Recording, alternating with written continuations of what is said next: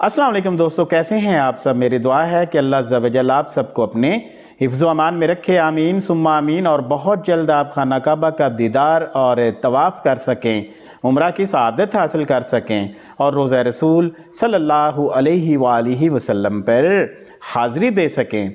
दोस्तों, आज की वीडियो लंबी भी है और इंटरेस्टेड भी है।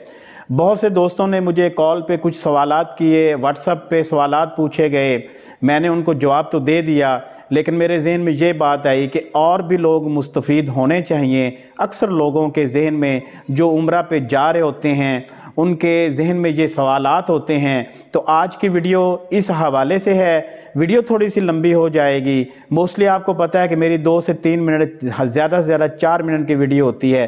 तो वीडियो को स्किप मत कीजिएगा, पूरी वीडियो देखिएगा ताकि आप भी इन सवालात के जवाबात से मुस्तफ़ीद हो सकें। आपके भी जो जहन में सवालात होते हैं, जो पहली दफ़ा उम्रा पे जा रहे होते हैं या इसके अलावा जो बार बार उम्रा पे जा रहे हैं लेकिन वहाँ पे कुछ चेंजिंग हो रही होती हैं, वहाँ पे मामलात जो हैं वो हर साल जो है वो चेंज हो रहे होते हैं। तो इस हवाले से ये वीडियो आपके लिए मुस्तफ़ीद होगी। सबसे पहले सवाल की तरफ चलते हैं जी। पूछा गया है कि क्या उम्रा जो है वो नवंबर और दिसंबर में सस्ता होगा। तो जी बिल्कुल भी नहीं, सस्ता नहीं है। मुहर्रम सफ़र रबीउल अव्वल में लोगों के पासपोर्ट ना होने की वजह से जो ट्रैवलिंग कम हुई थी, टिकट के रेट कम हो गए थे, होटल्स के रेट कम थे, तो जिसकी वजह से उम्रा सस्ता था लेकिन ट्रैवलिंग नहीं थी, लोगों के पासपोर्ट बन के नहीं आए थे।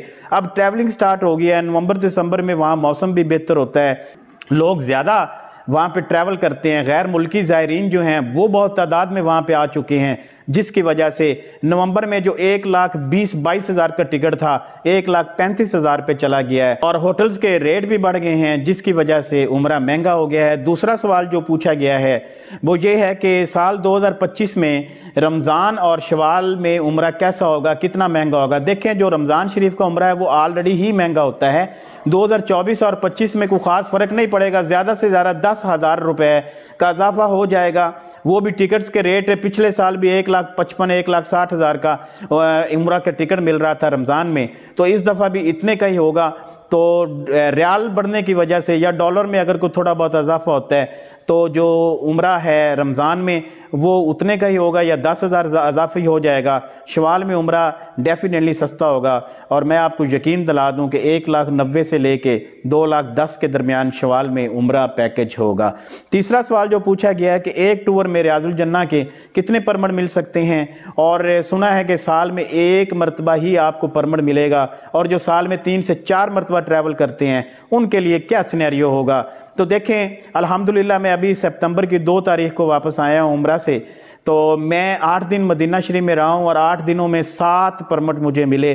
7 मरतबा अल्हम्दुलिल्लाह, ये अल्लाह पाक के एहसान है मुझ पे, रियाजुल जन्ना जाता रहा हूँ। तो ये कैसे जाता रहा हूँ ये बाद में किसी वीडियो में बताऊँगा, लेकिन आपको ये बता दूँ कि मोबाइल से एक दफ़ा परमिट मिलता है, एक दफ़ा आपको कंपनी जो है वो परमिट बना के देगी, 2 दफ़ा तो आप रियाजुल जन्ना ज़रूर जाएंगे। और बाकी रहा जो साल में 3-4 मरतबा जाते हैं, देखें जो मोबाइल से परमिट मिलना है वो साल में 1 दफ़ा ही मिलना है, लेकिन 3 से 4 मरतबा अगर ट्रैवल आप करते हैं तो कंपनी हर दफ़ा आपको रियाजुल जन्ना का परमिट देने की पाबंद होगी। लिहाजा इस हवाले से भी परेशानी की ज़रूरत नहीं है। सवाल नंबर 4 ये है कि उम्रा वीज़ा जो है उसकी फ़ीस कितनी है। देखिए, जो उम्रा वीज़ा 525 रियाल का हम दे रहे हैं 1 माह का, तो विद ट्रांसपोर्ट है तकरीबन 40,000 रुपये पाकिस्तानी बनते हैं। विदाउट ट्रांसपोर्ट 500 रियाल का है, 37,500 रुपये के करीब उसकी अमाउंट बनती है।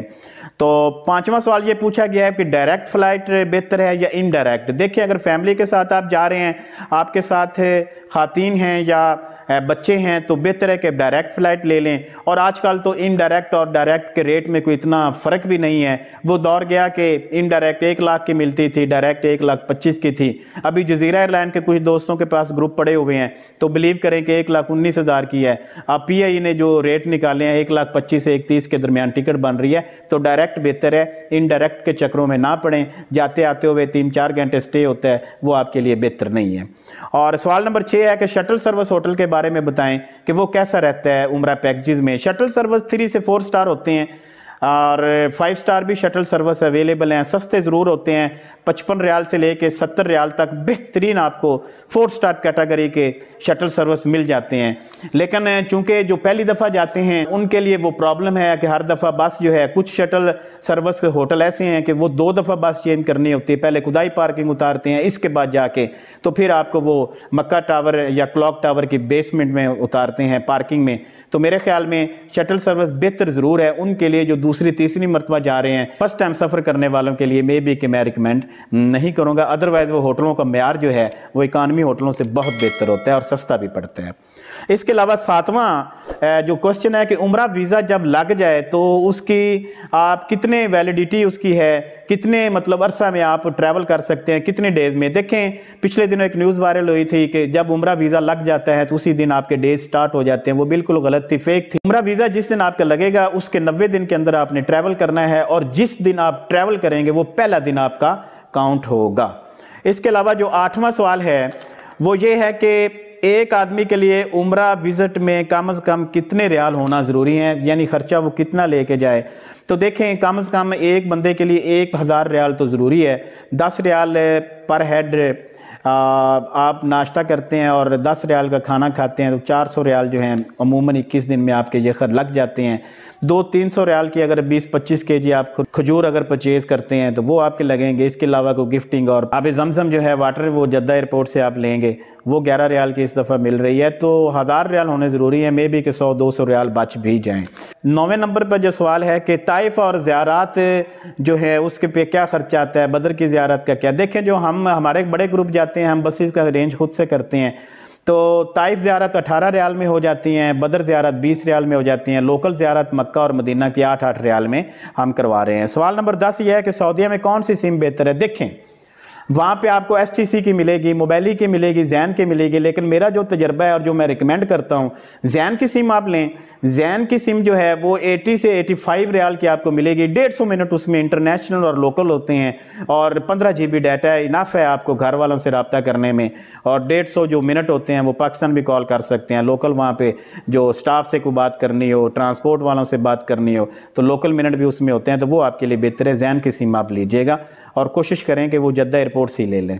इसके अलावा जो 11वां सवाल है कि बाज़ कात मक्का पहुँचने में होटल जो हैं वो मिलने में दुश्वारी का सामना होता है और स्टाफ में जो है कि हम वो रब्ता नहीं कर पाते हैं। तो उसके लिए तो क्या किया जाए कि परेशानी से बचा जाए, वहाँ पे स्टाफ जो है उससे भी रब्ते में जो है आसानी हो। देखें जब आप जद्दा एयरपोर्ट उतरते हैं, चाहे आप फर्स्ट टाइम जा रहे हैं, सेकंड मरतबा जा रहे हैं, जद्दा एयरपोर्ट जब लगेज रिसीव करते हैं, जद्दा एयरपोर्ट के मेन दरवाजे से बाहर निकलने से पहले आप कोशिश करें कि वहाँ जो अंदर स्टॉल लगे हुए हैं, काउंटर बने हुए हैं, वहाँ से जैन की सिम ले लें और फौरी तौर पे उसको एक्टिव भी कर रहे हैं, मोबाइल में सिम डाल लें और उसका डाटा ऑन करें। व्हाट्सएप पे जो है अपने घर वालों को भी खैरियत दे दें और जो नंबर आपको वोचर पे दिया जाता है उनसे भी राब्ते में हो जाएं ताकि उनको पता हो कि आपकी अराइवल हो चुकी है और 2-3 घंटे के बाद जो है आप पहुंचने वाले हैं मक्का, ताकि आपका वो रूम रेडी कर सकें। तो ये परेशानी से बचने का बेहतरीन हल है। 12वां सवाल ये है कि सऊदीया में कौन सी चीज़ें बहुत महंगी है जो कि वहाँ ज़रूरी भी हैं और पाकिस्तान से ले जाने सस्ती पड़ती हैं। सबसे पहले तो मेडिसन जो हैं, जो आप अगर शुगर के पेशेंट हैं, ब्लड प्रेशर के पेशेंट, हार्ट के पेशेंट हैं तो पूरे जितने भी दिन जाना है आपने वो मेडिसिन यहाँ से लेके जाएं। छोटे बच्चे साथ हैं तो उनके लिए जो है डायरिया के सिरप, बुखार के सिरप, एंटीबायोटिक्स, खांसी के सिरप ये लेके जाएं।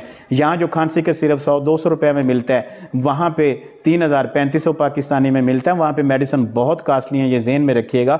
और मेडिसिन यहाँ से लेके जाएँ, शैम्पू यहाँ से लेके जाएँ, इसके अलावा जो नहाने का सोप है, साबुन है वो यहाँ से लेके जाएँ। तो रोज़मर्रा की ये चीज़ें यहाँ से सस्ती पड़ती हैं, वहाँ महंगी हैं। सवाल नंबर 13 बड़ा इंटरेस्टेड है कि बताएं कि मक्का और मदीना में जो कौन सी सस्ती मार्केट है जहाँ से बंदा कोई अपना गिफ्ट वगैरह ख़रीद सके या कुछ ज़रूरत की चीज़ें। तो ये सवाल नंबर 13 इंटरेस्टेड इस हवाले से है कि मेरे एक दोस्त थे तो उन्होंने कहा डॉक्टर साहब मदीना शरीफ में मौजूद हैं तो बताएं, साथ में बच्चियाँ भी हैं तो कुछ चीज़ें हम लेना चाहते हैं सस्ती मार्केट। मैंने कहा 5 मॉल चले जाएँ, 5 रियाल शॉप पे। तो मदीना शरीफ में जब कोई भी आपका होटल है तो वहाँ से जब आप बाहर से कोई भी टैक्सी वाले को कहेंगे कि 5 जो मॉल है वहाँ पे जाना है और हमने वहाँ से कोई परचेजिंग करनी है तो 10 से 15 रियाल में वो आपको वहाँ से लेके जाते हैं। बल्कि एक दोस्त कह रहा था कि ये आपको फ्री लेके जाएंगे, 5 मॉल वाले जो हैं वो कस्टमर लाने पे इनको वो पे करते हैं, वापसी पे 10-15 रियाल दे के अपने होटल आ जाएं। तो वो दोस्त को मैंने बताया तो वो वहाँ पे बच्चों के साथ गया, तो अगले दिन उसने मुझे मैसेज किया कि डॉक्टर साहब 700 रियाल की शॉपिंग कर ली, आपने अच्छा बताया हमें। तो देखें वहाँ पे ग्रॉसरी की चीज़ें, वहाँ पे शैम्पू, और वहाँ पे जो सोप हैं, वहाँ पे जो टूथपेस्ट हैं, और इसके अलावा शिया बटर, कोकोनट बटर, इस तरह की जो क्रीमें हैं बहुत ज़्यादा सस्ती हैं। और मैं तो रिकमेंड करता हूँ 5 मॉल को मदीना शरीफ में ज़रूर आप विज़िट कीजिएगा। क्रॉकरी की चीज़ें वहाँ पे बहुत सस्ती हैं, ग्रॉसरी के हवाले से बहुत चीज़ें सस्ती हैं, और मैंने देखा है कि पाकिस्तान से भी वो सस्ती पड़ती हैं। एक बार विज़िट ज़रूर कीजिएगा। दुनिया जहान की वहाँ पे चीज़ें हैं, समझ ही नहीं आती कि कौन सी ख़रीदें और कौन सी छोड़ दें। तो इसके अलावा जो अब 14वां सवाल है कि मातकद्दम के तौर पे क्या करें कि वहाँ पे अगर कोई हमारा फैमिली मेम्बर मक्का या मदीना शरीफ में गुम हो जाए तो क्या करना चाहिए। देखें, जब आप अपने होटल पहुँचते हैं, जद्दा पहुँचते हैं, और वहाँ से जब मक्का शरीफ जाते हैं अपने होटल या मदीना शरीफ, तो सबसे पहले जो है विजिटिंग कार्ड लेके अपने फैमिली मेम्बर को जो आपके साथ गए हैं उनको दे दें। और कोशिश करें कि जो होटल वोचर होता है और वीज़ा होता है उसके एक कॉपी हर बंदे को अपने पास रखनी ज़रूरी है। उसका फ़ायदा ये होगा कि अगर अल्लाह ना करे आप अपने उनसे बिछड़ जाते हैं तो वजारत हज व उम्रा के ऑफिस में जाके या जहाँ पे पुलिस खड़ी होती है, शुतरे होते हैं, उनको दिखाएं तो वो आपके जो मदद करेंगे आपको होटल पहुँचाने में। इसके अलावा जो आखिरी क्वेश्चन है लास्ट के एडवांस में टिकट और पैकेज में क्या फ़र्क है अगर बंदा एडवांस में पैकेज ले लेता है। तो देखें, सबसे पहले तो बात ये है कि एडवांस में जब कोई भी एयरलाइन प्रोमो चलाती है, टिकट सस्ता हो जाता है, तो आप एडवांस टिकट बना लें। अभी मैं आपको बताऊं कि हमारे एक दोस्त हैं कराची से, तो उन्होंने 3 मार्च की टिकट बनाई है, सऊदी एयरलाइन के 1,01,000 रुपये में बनी है, और वही टिकट इन टाइम आप रमज़ान शरीफ में बनाएंगे तो मे बी कि वो 1,30,000-35,000 की टिकट हो। तो एडवांस पैकेज बुक करने में, एडवांस टिकट बनाने में आपका 20 से 25,000 उम्रा सस्ता हो सकता है। ये हमारा तजर्बा है। ये 15 सवालात थे, ये पार्ट 1 है। इंशाल्लाह अगली किसी वीडियो में पार्ट 2 भी आएगा। 10 और ऐसे सवालात हैं। वीडियो बहुत लंबी हो गई है। मुझे दीजिए इजाज़त। फ़ी अमानिल्लाह। अल्लाह हाफ़िज़।